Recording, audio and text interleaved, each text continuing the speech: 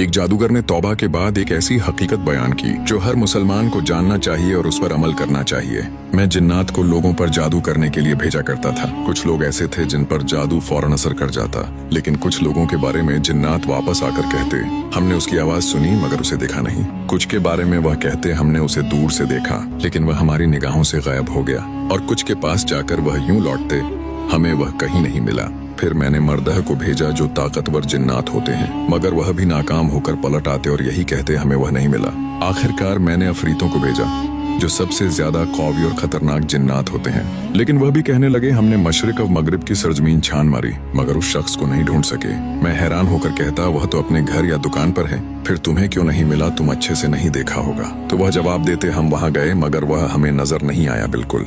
जब मैंने तौबा की तो हकीकत खुली कि इंसान जिक्र अल्लाह और नमाज की पाबंदी में एक दूसरे से अलग होते हैं। जो लोग बिल्कुल हिफाजत नहीं करते उनका शिकार करना आसान होता है। वे बिल्कुल बेदफा होते हैं जो आसानी से हाथ आ जाते हैं। जो लोग कभी जिक्र करते हैं मगर गफलत या नमाज में कोताही करते हैं, उनके बारे में जन्नात कहते हैं आवाज सुनी मगर देख ना सके। और जो लोग हमेशा जिक्र, आजकार और नमाज के हिफाजत में रहते हैं, उनके बारे में जन्नात कहते हैं पूरी जमीन छान मारी मगर उन्हें नहीं ढूंढ सके। यहाँ तक कि अगर वह उनके बीच रहते हों तभी उन्हें दिखाई नहीं देते।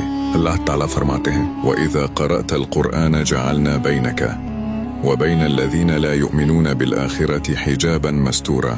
और जब आप कुरान पढ़ते हैं तो हम आप और उन लोगों के दरमियान जो आखिरत पर ईमान नहीं रखते एक छुपा हुआ पर्दा हाइल कर देते हैं। असल हिफाजत तावीज या दुनियावी तदबीरों में नहीं बल्कि अल्लाह की याद में है। कुरान की तिलावत एक ऐसा हिसार है जो नाखों से देखा जा सकता है ना तोड़ा जा सकता है। नमाज की पाबंदी ऐसी ढाल है जो इंसान को हर बुराई से महफूज रखती है। जो अल्लाह के जिक्र में जीता है वह शैतान और उसके लश्कर के लिए गोया गायब हो जाता है। जादूगर कहता है जब मैंने ये समझा तो मैंने अल्लाह की तरफ पलटने का फैसला किया और तौबा की।